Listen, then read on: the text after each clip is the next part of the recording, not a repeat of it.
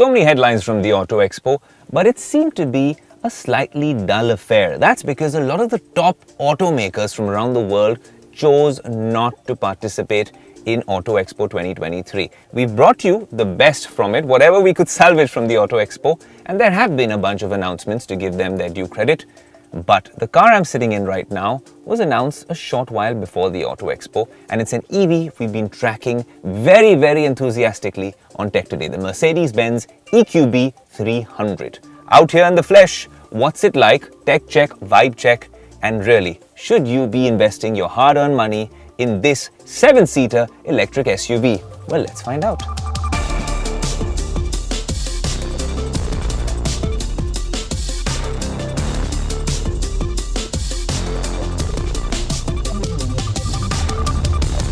What's special about this particular EV is it's the cheapest such EV from Mercedes, although it costs 75 lakhs, but it is completely imported, hence it's a little more expensive. Maybe if they were assembling it here in India, it would be a little cheaper. Is this the ideal city car? We've been driving it a little bit on the highway, and in terms of range anxiety, we have felt that a little bit because it says 420 plus kilometers is the sort of range you get, but honestly that's the promised range. When you get this out and you're driving it in its true avatar, which is flicking this switch down and hitting it into sport mode. One gripe that I have with this electric SUV is taking U-turns. No matter what estimate you take for a U-turn, you end up very often in a city like Mumbai backing up and taking a second attempt at it. Let's talk a little bit about drive quality. It's very blunted, and the minute you do put it from comfort mode into sport mode, and I advise you strongly not to use it in eco mode, the car suddenly gets so much pacier, very torquey, and you press the accelerator and you are in full Johnny Quest mode. It feels like you are in a very high performance EV, and that's how it should be coming from the Mercedes stables. The EQB 300 is on an existing platform. Let's be honest, it's very similar to the GLB, and like I said, it's a bit pricier, but honestly, if you want to have that confidence when you're overtaking on the highways or even in the city, really knowing that you're going to hit 0 to 100 in this much time, and the braking is spot on as well. I'm taking this breaker now, and everything seems so much more in your control. Maybe that's a tech geek talking, because that's what happens in an electric vehicle.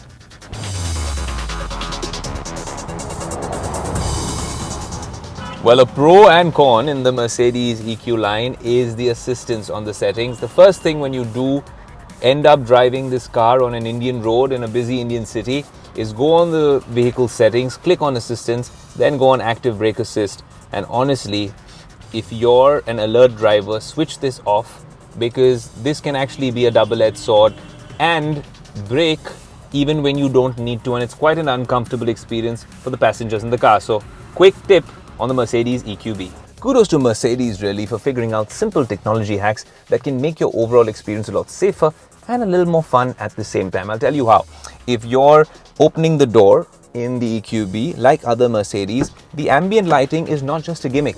What it actually does is it starts flashing red if there's any sort of dangerous situation, a passerby, maybe a vehicle oncoming.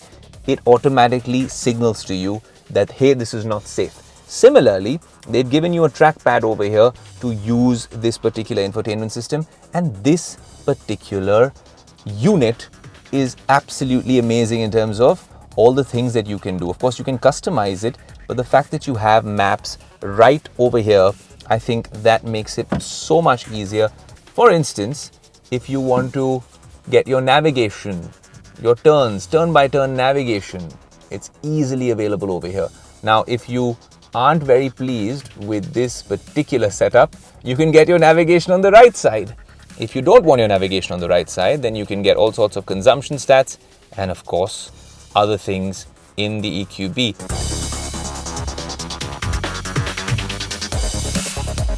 So if you're looking at the cabin in the front, the driving position is all right. You can obviously adjust the steering the way you want it. I usually like it a little bit higher over here, and even the seating position, I don't want it to be too reclined and too much sunken in, because this is an SUV feel. The good thing is visibility. You get fantastic visibility with these two bumps over here. Very sporty, very SUV-like vibes. In terms of design, of course, you can spot that this is an EV from a distance, be it the front grille, that sort of lighting in the front, the way the LEDs light up, the EQB branding on the side, and of course, there's one thing that gives it away, especially if you stop at a petrol pump, which is here on the right side, and it happens to be the charging. In terms of charging, there's a bunch of options. If you go by what comes in the car, there's an 11 kilowatt AC charger, and that takes you around 6.5 hours to charge this particular vehicle, which is great because it's coming with the car. That's something you can travel with. And then if you want fast charging, what this car is capable of is 100 kilowatts. And that means in around half an hour, you have a full charge.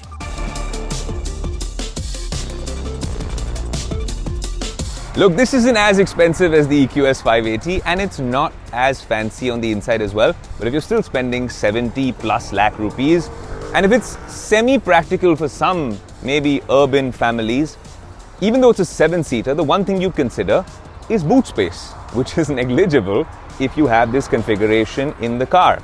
So if you fold this last row of seats, you might get 450 liters of boot space. You fold the second row as well, and you'll get 1600 liters. But then that's not practical because you bought a 7-seater and you're just using the first 2 seats. You might be better off with other cars in the market.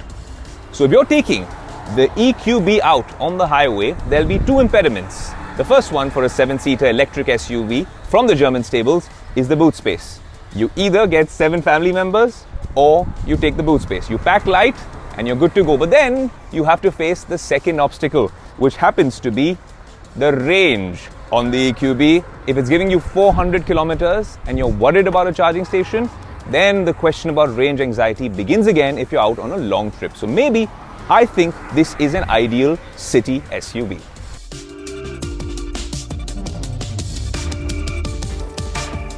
Well, if you're sat here, let's be honest, it's a very frugal cabin right over here.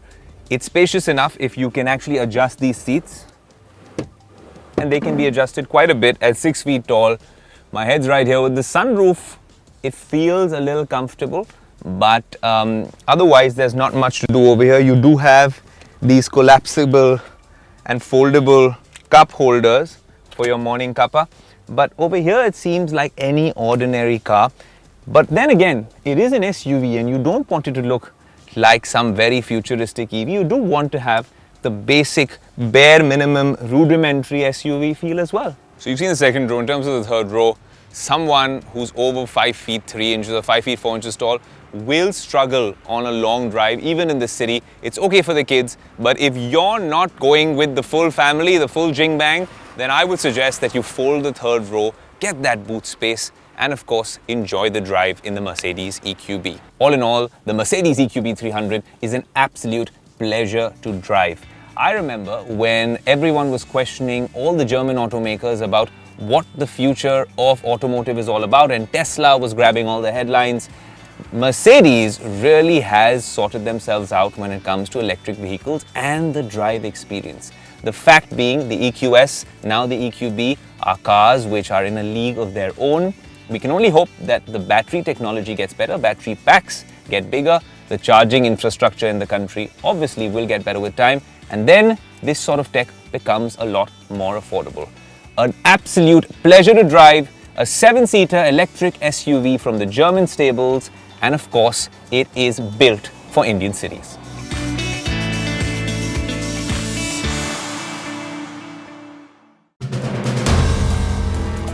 If you like the video, do like, comment, share and subscribe.